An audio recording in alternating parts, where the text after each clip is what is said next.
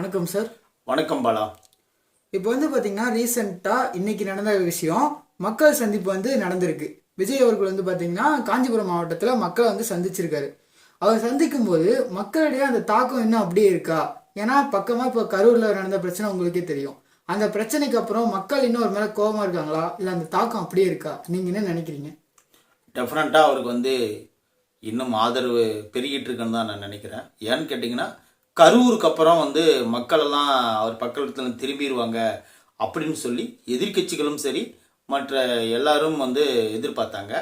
இது இந்த காஞ்சிபுரம் சந்திப்பு மட்டும் இல்லை, இதுக்கு முன்னாடி நடந்த அந்த சிறப்பு பொதுக்குழு கூட மக்களுடைய ஆதரவு விஜய் சார் பக்கம் அதிகமாக திரும்பி இருக்கிறத நம்மளால் பார்க்க முடியுது. இதையெல்லாம் கண்டு எதிர்கட்சிகளும் மற்ற கட்சிகளும் விஜய் சார் மேலே ரொம்ப என்ன சொல்கிறது ஆதங்கமாக இருக்கிறாங்க. அதாவது ஒரு மாதிரியாக ஆயிட்டாங்க அப்படிங்கிற ஒரு பயம் வந்துருச்சு. அப்படிங்கிறதுலையே நம்ம அந்த அறிவு திருவிழாவிலேயே நம்ம பார்த்தோம். அறிவு திருவிழாவில் அவங்க அதிகமாக அவங்களோட பாரம்பரியத்தை கூட பேசாமல் விஜய் சார் மட்டுமே டார்கெட் பண்ணி பேசுனதை நம்ம நிறையா பார்த்தோம்.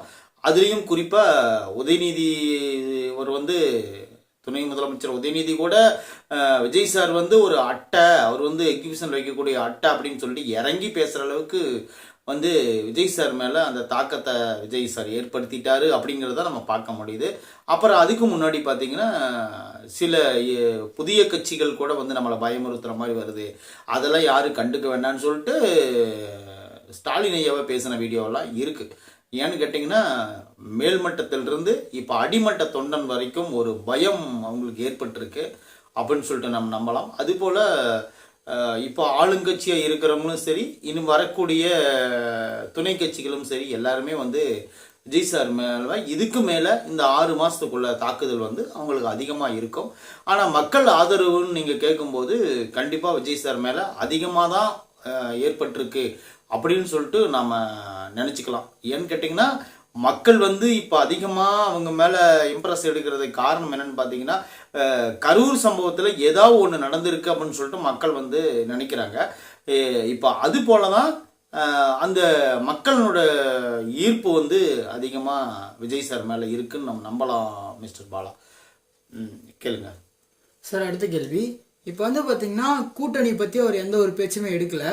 ஆனால் அதிமுகவோட அவர் ஒரு கூட்டணி வைப்பாரா, அதை பற்றி நீங்கள் என்ன நினைக்கிறீங்க? அதுவும் இல்லாமல் அவர் எல்லா மேடையில் பேசும்போதும் 2 கட்சிகளோட தான் போட்டி, திமுக இல்லைனா டிவிக்கு அப்படின்னு சொல்கிறாரு.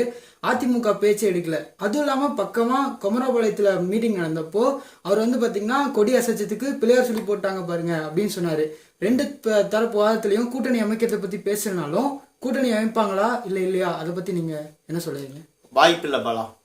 இது பார்த்தீங்கன்னா கரூர் ஸ்டாம்பிடுக்கு அப்புறம் இவங்க என்ன பண்ணாங்கன்னா அதிமுக கொஞ்சம் ஆர்வக்கோளாறில் கூட்டணி பிள்ளையார் சொல்லி போட்டாங்க அப்படின்னு சொல்லிட்டு தாவைக்கா கோடி கூட்டத்தில் பறந்த உடனே சொன்னார் ஐயா எடப்பாடி பழனிசாமி அவர்கள். இப்போ அதுக்கு உண்டான வாய்ப்பு இல்லை அப்படிங்கிறது தீர்க்கமாக இப்போ அந்த காஞ்சிபுரம் மக்கள் சந்திப்பில் தலைவர் அவர்கள் பேசியிருக்காங்க. அதுக்கு முக்கியமான காரணம் என்னன்னு நம்ம தெரிஞ்சுக்கலாம். இப்போ எந்த கட்சியோடையும் தலைமையிலையும் இவர் போய் சேர மாட்டார். ஏன்னு கேட்டிங்கன்னா விஜய் சாரோட தலைமையில் எந்த கட்சி வேணாலும் சேர்ந்துக்கலாம். விஜய் சார் போய் இன்னொருத்தர்கிட்ட சேர்ந்து அவங்க தலைமை பொறுப்பை ஏற்றுக்கிற அளவுக்கு இப்போ கட்சி இல்லை. ஏன்னு கேட்டிங்கன்னா விஜய் சாரினுடைய அது ஒரு பயங்கரமான பிராண்டடான ஃபேஸு. அந்த ஃபேஸ் வச்சு தான் தமிழகத்தில் அவர் இப்போ முன்னோடியாக போயிட்டுருக்காரு. இப்போ திடீர்னு போய் அதிமுகவோட சேர்ந்து அவரை முதலமைச்சர் ஆக்குறங்கிற ஒரு ஐடியா விஜய் சாருக்கு மட்டும் இல்லை, தொண்டனுக்கு கூட கிடையாது அப்படிங்கிறத நல்ல தெளிவாகவே இதில் சொல்லியிருக்காரு. ஏன்னு கேட்டிங்கன்னா இந்த பேச்சை ஆரம்பிக்கும் போதே அண்ணாவில் ஆரம்பித்து அண்ணாவை ஆரம்பித்தார்னா எதுக்கு ஆரம்பித்தார்னு பார்த்தீங்கன்னா அதாவது எம்ஜிஆர் சார் கட்சி ஆரம்பிக்கும் போது அண்ணாவோட படத்தை கொடியில் போட்டிருப்பாங்க. இப்போ அந்த கொடியில் போட்டிருக்கிறவங்க இப்போ வரக்கூடிய ஆட்கள் அதுக்கு பின்னாடி வந்தவங்க அந்த அண்ணா படத்தை அப்படியே எடுத்துட்டாங்க அப்படின்னு சொல்லிட்டு குற்றச்சாட்டு வைக்கிறாரு. இப்போ அந்த கட்சி எந்த நிலைமையில் இருக்குது அப்படிங்கிற மாதிரி சில விஷயங்களை சொன்னார். இன்னும் சொல்லப்போனால் அதிமுகவோட கூட்டணி இல்லைங்கிறது மறைமுகம் இல்லை, டைரெக்டாகவே நம்ம சொல்லிட்டாரு அப்படின்னு சொல்லி தான் நம்ம நினைக்கணும் பாலா. ஏன்னு கேட்டிங்கன்னா பிஜேபியோ தான் என்னுடைய கொள்கை எதிரி, திமுக வந்து என் அரசியல் எதிரின்னு சொன்னவர் அதிமுகவை டச் பண்ணாமல் இருந்ததுக்கு காரணம் என்னென்னு பார்த்தீங்கன்னா என்னைக்காவது ஒரு நாள் கூட்டணி ஏற்படும் அப்படிங்கிற மாதிரி ஒரு ஐடியாவில் கூட இருந்திருப்பார். பட் இருந்தாலும் அந்த அரசியல் வட்டாரங்கள் நம்ம வந்து உள்ளே போகும்போது அவங்களே ஓப்பனாக சொல்கிறாங்கல்ல. இப்போ வந்து என்னென்னு பார்த்தீங்கன்னா நாங்கள் அந்த மாதிரி கூட்டணி பற்றி எதுவும் பேசலை அப்படின்னு சொல்லிட்டு பழனிசாமி அவர்களும் சொல்லிட்டாங்க. கூட இருக்கிற எல்லாரும் வந்து கமெண்ட் வச்சுட்டாங்க, எங்களுக்கும் அவங்களுக்கும் கூட்டணி இல்லை, பேச்சுவார்த்தை அப்படி நீங்கள் நினைக்கிற மாதிரி எதுவும் நடக்கலை அப்படின்னு சொல்லிட்டு கூட அவங்க பேசியிருக்காங்க. அதுபோல் விஜய் சாரும் வந்து இன்றைக்கி தீர்க்காமல் சொல்லங்காட்டியும் எல்லாரும் இதுக்கு மேலே வந்து எதிர்ப்பு தான் தெரிவிப்பாங்க. ஆதரவு அலை அப்படிங்கிறது வந்து விஜய் சாருக்கு வந்து எந்த கட்சியிலிருந்தும் வராது அப்படிங்கிறத நம்ம தெளிவாக நம்ம தெரிஞ்சுக்கணும். இவருக்கு வந்து இப்போ திமுகவை பற்றி பேசின அளவுக்கு அதிமுகவை பேசியிருப்பாரான்னு பார்த்தீங்கன்னா இதுவரையிலும் இல்லை. அதுக்கு காரணம் என்னென்னு பார்த்தீங்கன்னா அதிமுக வந்து இவர் வந்து ஒரு எதிரியாக நினைக்கவே இல்லை. அதில் பேச்சிலேயே சொல்லுவார், அவங்களுக்கு எங்களுக்கும் எந்த வாய்க்காவார சண்டையும் கிடையாது அப்படின்னு சொல்லி ஓப்பனாக சொல்லியிருக்காரு. அதுபோல் இது மாதிரி சொல்லி காட்டுறேன், ஆனால் இது வந்து அவங்களுக்கு எனக்கு எதிரியெல்லாம் கிடையாது அப்படிங்கிற மாதிரி தான் சொல்லியிருக்காரு. பட் எதிர்காலத்தில் ஒரு கூட்டணி அமையலாம், அது கடவுளுக்கு தான் தெரியும்.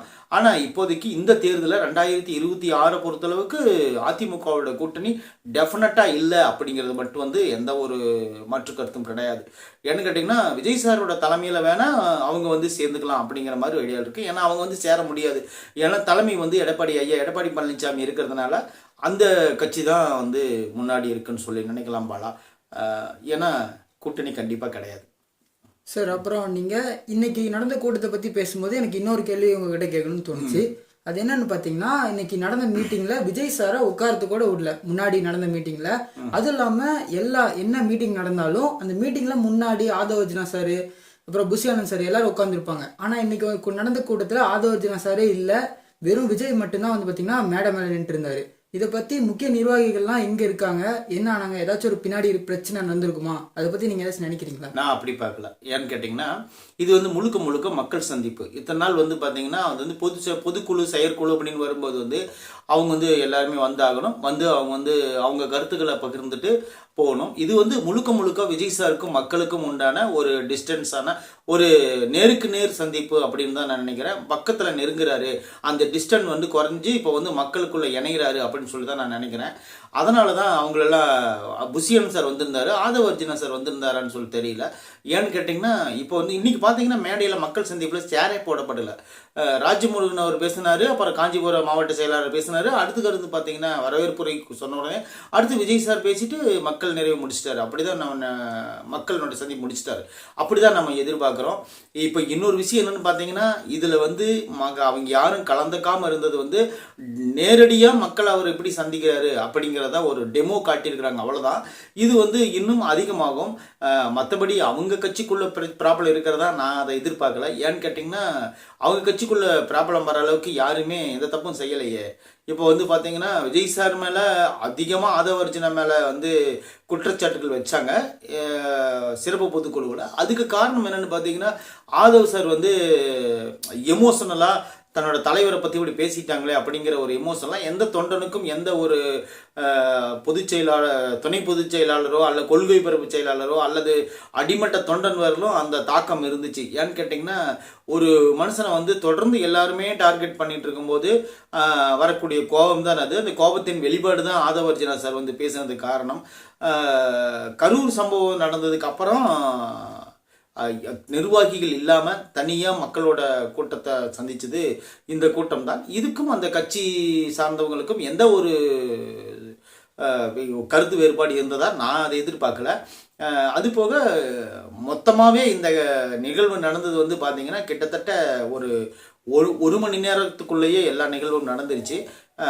எல்லாம் 1 மணி நேரத்துக்குள்ளேயே எல்லா நிகழ்வும் நடந்துருச்சு. அதனால் வந்து மக்களும் வந்து ஈஸியாக பார்த்துட்டு அந்த கருத்துக்களை எடுத்துக்கிட்டு போனதான் நான் எதிர்பார்க்குறேன். இன்னொரு விஷயம் என்னன்னு பார்த்தீங்கன்னா இவங்களுக்குள்ள சில முரண்கள் இருக்கலாம், இருக்காமல் எந்த கட்சியிலையும் சில முரண்கள் இல்லைன்னு சொல்லிட்டு நம்ம சொல்லிடவே முடியாது. இவங்களுக்குள்ள சின்ன முரண்கள் இருக்கலாம். ஆரோக்கியசாமி சார் மேல் வந்து ஆதவர்ஜுனாவுக்கு ஒரு தாக்கம் இருக்கலாம். அவங்க இன்னும் நிறையா அவங்களுக்குள்ள ஒரு போட்டி இருக்கலாம், விஜய் சார்கிட்ட யார் அதிகமாக நெருங்கி பழகிறது அப்படிங்கிற ஒரு போட்டி இருக்கலாம். மற்றபடி ரொம்ப இதெல்லாம் இப்படி இருக்க வாய்ப்பே கிடையாது. நிர்வாகிகள் வராதது காரணம் வேறுன்னா இது வந்து மக்கள் நேரடியாக மக்கள் சந்திப்புன்னு தான் போட்டிருக்காங்களே தவிர நிர்வாகிகள் சேர்ந்து தான் பேசுவாங்கன்னு சொல்லிட்டு எந்த இடத்துலையும் அவங்க குறிப்பிடலை. விஜய் சாருக்கும் மக்களுக்கும் நடந்த ஒரு சந்திப்பு தான் இதை நான் எதிர்பார்க்குறேன். மற்றபடி எதுவும் இல்லை பாலா. சொல்லுங்க. அடுத்து நான் கேட்க போகிறது ஒரு பொதுவான கேள்வி தான். 2026 யார் வந்து சிஎம்மாக வரப்போகிறாங்க? எல்லாரும் வந்து பார்த்தீங்கன்னா மக்கள் அதிகமாக விஜய் பக்கம் தான் சார்ந்து இருக்காங்க. ஆனால் பக்கமாக நடந்த அறிவு திருவிழா உங்களுக்கே தெரியும். உதயநிதி ஸ்டாலின் என்ன சொன்னார்னா, விஜய் வெறும் அட்டை தான், சும்மா மக்கள் ஃபோட்டோ எடுக்கிறதுக்கோசரம் போய் பார்க்க தான் போகிறாங்க அப்படின்னு சொல்கிறாரு. அப்போனா விஜய்க்கு வர கூட்டம்லாம் சும்மா அவரை பார்க்கறதுக்கோசரம் வராங்களா, இல்லை இது ஓட்டா மாற வாய்ப்பு இருக்கா? யார் 2026 சிஎம்மாக வருவாங்கன்னு நினைக்கிறீங்க? நீங்கள் கேட்குறது சிஎம்மாக வரக்கூடியது யாருன்னு கேட்டிங்கன்னா முழுக்க முழுக்க ஒரு கேள்விக்குறி தான். ஏன்னு கேட்டிங்கன்னா இப்போதைக்கு வந்து அதை நம்மளால் சொல்ல முடியாது. 2026 அப்படிங்கும்போது வந்து மக்கள் வந்து யார் பக்கம் நிற்கிறாங்க அப்படிங்கிறது சொல்கிறத விட இப்போ எந்த பக்கம் அதிக தாக்கம் இருக்குன்னு வேற நம்மளால் சொல்ல முடியும். ஆனால் இது நாளைக்கு மாறலாம், இல்லை அடுத்த மாதம் மாறலாம், இல்லை எலெக்ஷன் அப்போ ஓட்டு போடும்போது கூட சில விஷயங்கள் மாறலாம். ஆனால் அதுக்கு முன்னாடி மக்களோட தாக்கம் வந்து இப்போ வந்து விஜய் சார் மேலே திரும்பி இருக்கிறதா நான் வந்து பார்க்குறேன். திமுகங்கிறது ஒரு பெரிய அழிக்க முடியாத ஒரு பெரிய கட்சி தான். அது உண்மையில் அதை ஏற்றுக்கிட்டு தான் வேணும். ஏன்னா அவங்க வந்து ஒரு 75 வருஷம் பாரம்பரியம் இருக்குது. அவங்கக்கிட்ட கொள்கை வந்து நிறைய இருக்குது. திராவிடம் என்பதே ஒரு பெரிய கொள்கை தானே அப்படிங்கிற மாதிரி அவங்க சொல்கிறாங்க. அதுபோல் எல்லாத்து விஷயத்துலையும் வந்து திமுக வந்து ஒரு நிலை மேலே தான் இருக்குது அப்படின்னு சொல்லிட்டு எதிர்பார்க்கலாம். இதையெல்லாம் உடைச்சி விஜய் சார் வந்து மேலே வரணும். இது போக விஜய் சார் மேலே வைக்கப்படுகிற குற்றச்சாட்டு வந்து அந்த கரூர் ஸ்டாம்பு, அப்புறம் வந்து பார்த்திங்கன்னா ஒரு நடிகன் அப்படிங்கிற ஒரு விஷயத்தை தான் நம்ம பார்க்குறோம். அப்படி பார்க்க போனால் அவங்க திமுகவோட ஃபேமிலியில் வந்தவங்க கூட பெரும்பாலும் நடிகர்கள் தான். ஏன்னு கேட்டிங்கன்னா ஐயா ஸ்டாலின் கூட ஒரு படத்தில் நடிச்சிருக்கிறாரு. அப்புறம் வந்து பார்த்திங்கன்னா உதயநிதி அவர்களும் நடிகர் தான். இன்னும் இப்போ அடுத்ததாக வரப்போகிற இன்பநிதியும் அவரும் நடிகராக தான் உருவாகிட்டு இருக்கிறாரு. அவங்க சினிமா பின்புலத்தை அவங்க கண்டிப்பாக இருக்குது. ஐயா கலைஞர் கூட நிறையா படங்களுக்கு வசனம் எழுதியிருக்காரு. அதன் மூலிமா நிறைய பேர் இம்ப்ரெஸ் ஆகியிருக்காங்க. இப்படி பார்க்க போனால் ஒரு சினிமா ஒரு அட்டை அப்படின்னு ஒரு ஏன் சொல்கிறாருன்னு பார்த்தீங்கன்னா, விஜய் சாரை வந்து எல்லாரும் பார்க்கத்தான் வராங்க. அந்த கூட்டம் எப்படி ஓட்டா மாறும் அப்படின்னு தான் நீங்கள் கேட்குறீங்க. அந்த கூட்டம் ஓட்டா மாறுறதுக்கு வாய்ப்பு இல்லைன்னு நானும் சொல்கிறேன். ஏன்னு கேட்டிங்கன்னா அது வந்து ஒரு ஆளை பார்க்க ஒரு நடிகர், அடே அப்பா பெரிய ஒரு நடிகர், இவர் இத்தனை படம் நடிச்சிருக்காரு, இத்தனை படத்தெல்லாம் பார்த்து ரசிச்சிருக்கிறோம், இவரை போய் நம்ம நேரடியாக பார்க்கலாம் அப்படிங்கிற வர கூட்டம் நிறைய இருக்குது. அதுபோல் நம்ம தலைவர் வந்திருக்காரு நம்ம ஊருக்கு அப்படின்னு சொல்லிட்டு போய் பார்க்குற கூட்டமும் நிறைய இருக்குது. இப்போ வந்து காஞ்சிபுரத்தில் ஒரு கூட்டம் ஒரு நடக்குதுன்னா, குறிப்பாக எடுத்துக்குவோமே, இப்போ கரூரையே எடுத்துக்குவோம். கரூரில் ஒரு கூட்டம் நடக்குதுன்னா கரூருக்காரன் மட்டும் வந்திருக்க மாட்டான். ஏன்னு கேட்டிங்கன்னா கரூரை சுற்றி இருக்கிற திண்டுக்கல் ஆகட்டும், அந்த பக்கம் வந்து ஈரோடு, நாமக்கல், மதுரை, இந்த மாதிரி வந்து சுற்றி இருக்கிற தேனி, இந்த மாதிரி கூட இடத்துல இருந்து கூட விஜய் சாரை வந்து காசை செலவு பண்ணிக்கிட்டு, அவனோட காசை செலவு பண்ணிட்டு, அவன் சாப்பாடு, அவனுடைய போக்குவரத்து செலவுன்னு சொல்லிட்டு எல்லாத்தையும் செலவு பண்ணிட்டு தான் அந்த கூட்டத்துக்கு வந்து அவன் பார்த்துருப்பாங்கிறது எந்த மாற்று கருத்தும் கிடையாது. ஏன்னு கேட்டிங்கன்னா அவ்வளோ தூரம் வந்து தளபதியை பார்க்க வரானா கண்டிப்பாக ஒரு ஓட்டு போடுறதுல அவன் ஒன்றும் குறைஞ்சி போயிட மாட்டான்ல. அப்படி எதிர்பாருங்க. நீங்கள் ஒரு 10,000 பேர் கூடுறாங்கன்னா கண்டிப்பாக ஒரு 70%, அதாவது 7,000 பேர் கண்டிப்பாக விஜய்க்கு ஓட்டு போடுறாலும் தான் வந்திருப்பான். மீதி 3,000 பேர் வேணால் வேடிக்கை பார்க்க வந்திருப்பான் அப்படின்னு சொல்லிட்டு நம்ம நினைக்கலாம்.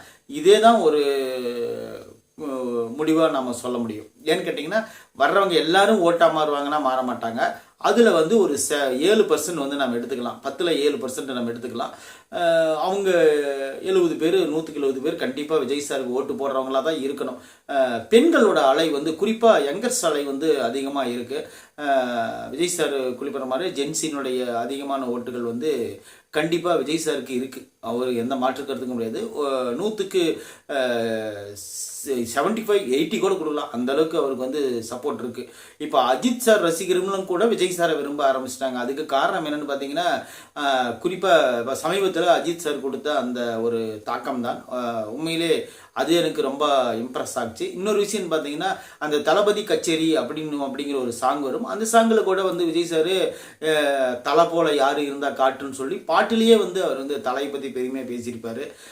அந்த மாதிரி சில விஷயங்கள் வந்து நடந்துகிட்டு தான் இருக்குது. பார்ப்போம் எதிர்காலம் எப்படி இருக்குன்னு சொல்லிட்டு. ஆனால் அட்டைன்னு சொல்கிறது வந்து உதயநிதி வந்து எதுக்கு சொல்கிறாருன்னு பார்த்தீங்கன்னா, இது வந்து ஒரு எக்ஸிபிஷனில் வைக்கக்கூடிய ஒரு அட்டை அப்படின்னு தான் சொல்லியிருந்தாரு. ஆனால் உண்மையான அட்டை என்னன்னு பார்த்தீங்கன்னா தாவேக்கா கிடையாது. அவ்வளோதான் நான் சொல்ல முடியும். பார்ப்போம். சரிங்க சார்.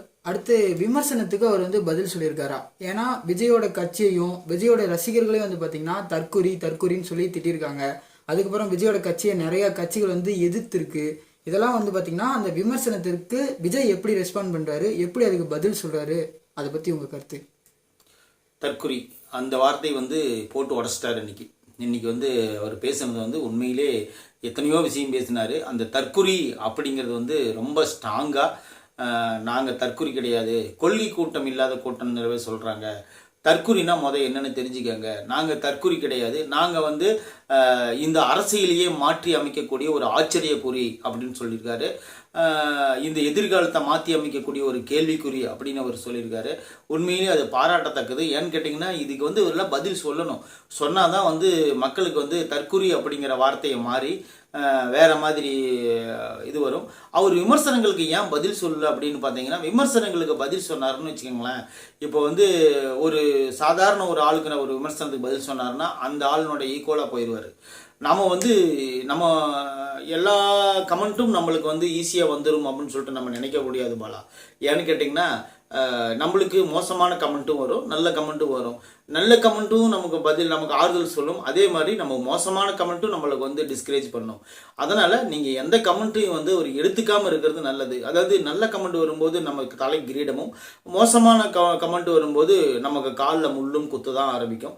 அதுக்காக நம்ம கிரீடத்தை நம்ம தலை மேலே வச்சுக்கிட்டு ஆணவமாகவும் இருக்கக்கூடாது, காலில் முள் குத்திருச்சுன்னு சொல்லி நம்ம வழியாகவும் இருக்கக்கூடாது. ஏன்னு கேட்டிங்கன்னா எந்த கமெண்ட் வந்தாலும் அதை நம்ம கண்டுக்காமல் இருக்கிறது நல்லது அப்படின்னு சொல்லிட்டு விஜய் சார் தள்ளி போகிறாரு. தள்ளி போகிறதுக்கு காரணம் என்னென்னு பார்த்தீங்கன்னா, அவரே ஒரு இடத்துல சொல்லியிருப்பாரு, நான் வந்து என்னோட விமர்சனங்களுக்கு வந்து நான் பதில் சொல்லாமல் இருக்கிறதுக்கு காரணம் என்னன்னு பார்த்தீங்கன்னா, இதெல்லாம் எனக்கு தெரியாமல் இல்லை, ஆனால் எனக்கு தெரியும், நான் சொல்ல மாட்டேன்.